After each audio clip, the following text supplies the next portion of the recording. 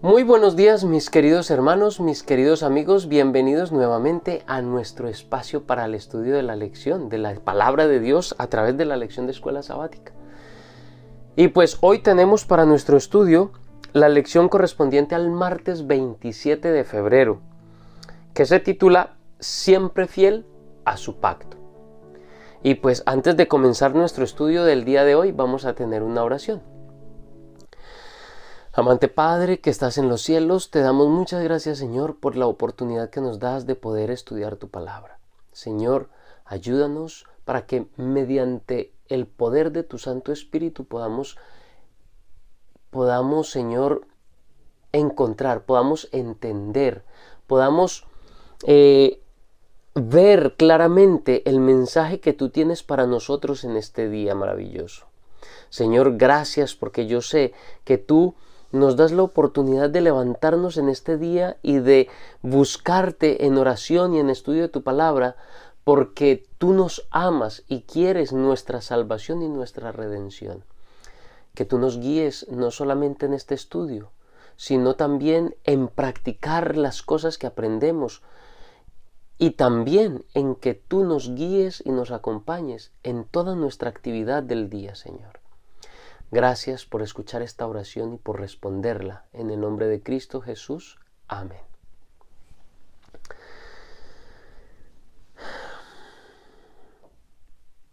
Para este día tenemos una serie de versículos, de textos, de los cuales solo voy a leer el último. Bueno, voy a leer los dos últimos.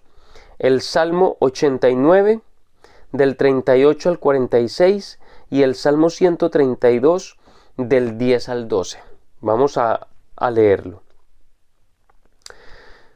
Dice, Salmo 89 del 38 al 46, mas tú desechaste y menospreciaste a tu ungido, y te has airado con él.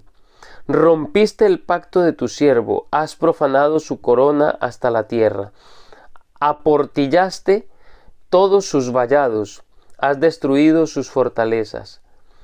Lo saquean todos los que pasan por el camino, es oprobio a sus vecinos. Has exaltado la diestra de sus enemigos, has alegrado a todos sus adversarios. Embotaste asimismo el filo de su espada y no lo levantaste en la batalla. Hiciste cesar su gloria y echaste su trono por tierra. Has acortado los días de su juventud, le has cubierto de afrenta. ¿Hasta cuándo, oh Jehová?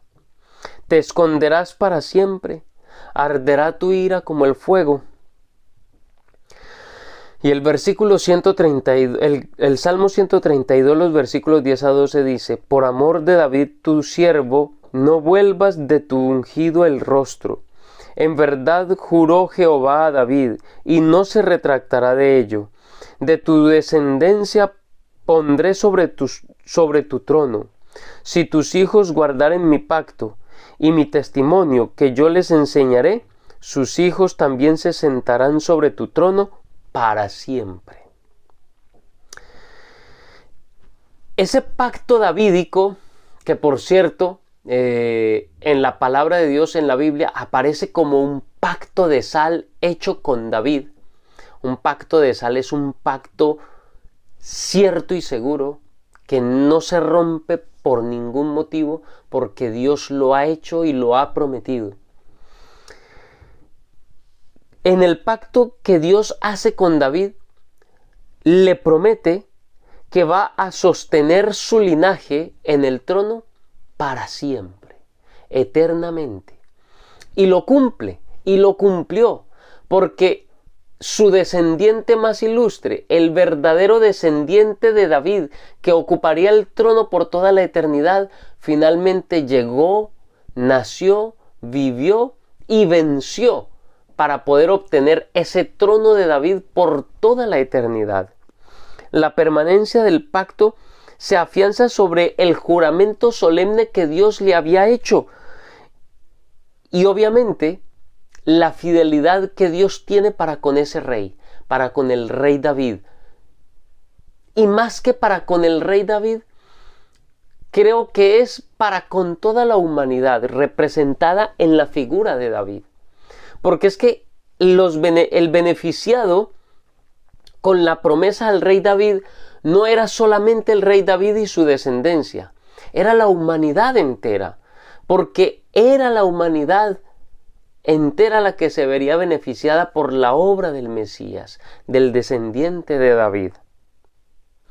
Sin embargo, incluso los reyes devotos, como por ejemplo David o Josías, que fue uno que es nombrado en la Biblia como uno que entregó su corazón a las cosas de Dios como ninguno, ni después ni antes.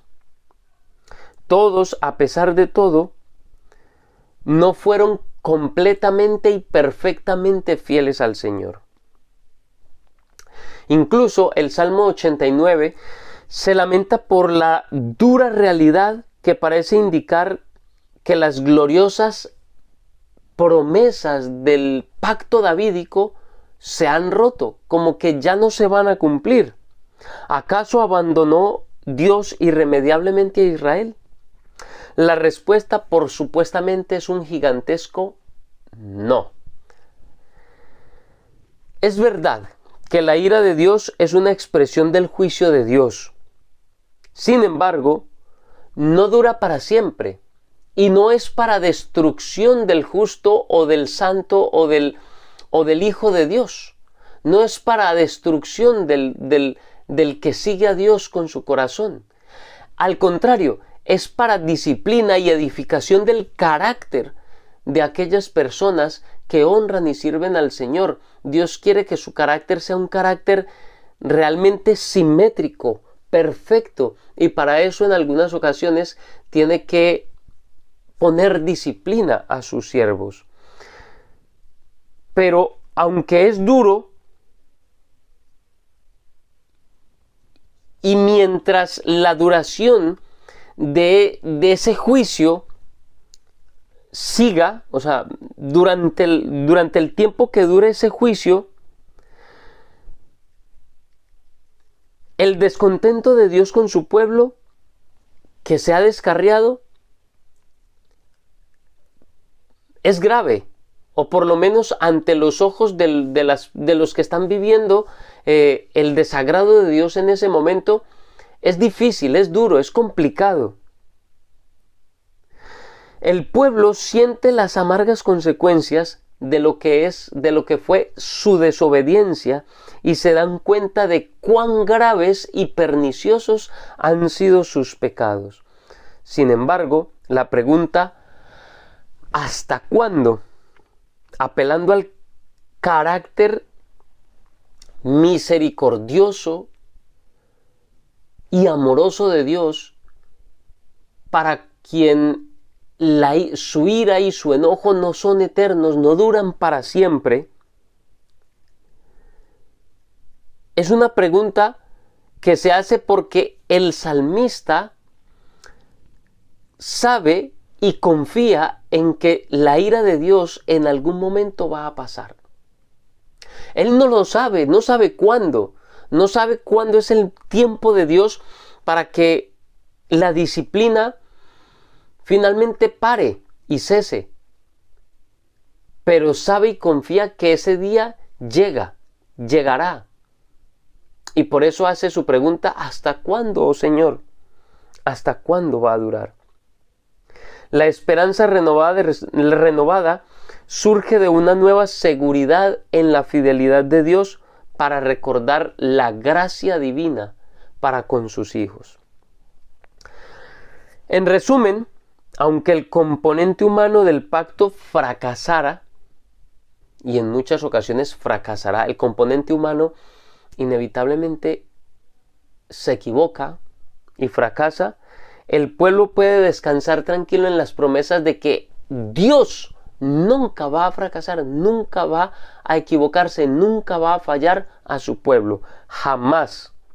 Los propósitos de Dios mediante el Mesías son inmutables y no cambian, y su propósito es la salvación y la redención de la mayor cantidad posible de seres humanos, a los cuales Él llama su pueblo. Es decir, finalmente Dios va a prevalecer y su reino, que es eterno, se va a establecer para siempre, pero únicamente gracias a Jesús, no por el componente humano, no es gracias a nosotros, es gracias a lo que ha hecho Dios para que eso pueda cumplirse de verdad y no en los méritos que nosotros tengamos, sino en los de Cristo Jesús. Jesucristo es el hijo de David, pero al mismo tiempo es la raíz de David. Él es el hijo de David y es el Mesías, Él es el ungido. Se lo conoce como el primogénito de los muertos, y no es que haya sido el primero en morir. Y es conocido como el primogénito de la creación de Dios, y no es que haya sido el primer creado. Primogénito en la palabra de Dios no solamente significa primero, también significa el principal o de mayor importancia entre sus congéneres, entre los de su familia. Es decir, el más preeminente e importante, porque Él no fue el primero que murió, ni el primero que resucitó. Sin embargo, es el primogénito de los muertos. Así, cuando dice que es el primogénito de la creación de Dios, significa que Él es el iniciador, Él es lo que da inicio a la creación de Dios. Dice, yo también lo pondré por primogénito, el más excelso de los reyes de la tierra. Cuando dice que lo pondrá por primogénito, no es que haya sido la primera criatura o el primer nacido, también significa lo que es más importante o lo que es el iniciador, el ejecutor de algo. Esa palabra tiene esas connotaciones. Es evidente que el título primogénito no expresa precisamente la condición biológica de David. Incluso en David podemos ver, porque claro, este texto que leímos pertenece, o sea, se lo está dando a David, que lo va a hacer, que dice, yo también lo pondré por primogénito, el más excelso de los reyes de la tierra. Esa palabra primogénito significa el más exaltado. Y obviamente, biológicamente no se le puede aplicar a David, porque es que David no era el primogénito, al contrario, era el último, era el más pequeño de sus hermanos. Lo mismo sucede con Jesús. Este título significa su honor y su autoridad especial, porque Él es el verdadero Rey de Reyes y Señor de Señores, y quien dio inicio a toda la creación. Dios hizo de Jesús el Rey Supremo de todo cuanto existe,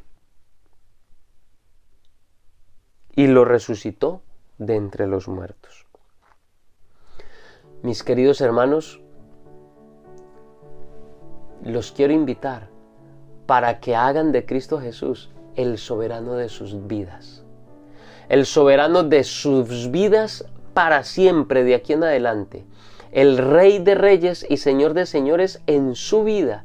Y en este día maravilloso, que Él sea tu Rey. Y que todo lo que hagas de aquí en adelante, lo hagas siempre pensando en honrar y glorificar a ese Rey maravilloso. Al Rey de Reyes y al Señor de Señores, al primogénito, al más excelso, al más exaltado entre todos. Mis queridos hermanos, quiero invitarlos para que compartan este video, compartan la palabra del Señor con todas las personas a quienes puedan alcanzar. También los quiero invitar para que dejen sus comentarios allí en el cajón de los comentarios y nos dejen lo que han podido encontrar en el estudio de la lección de este día, que puedan aportar y que puedan enriquecer el mensaje y el estudio que hemos hecho en este día. Si no te has suscrito al canal, suscríbete. Y pues no siendo más, solo me resta desearles un muy feliz día y que Dios les bendiga.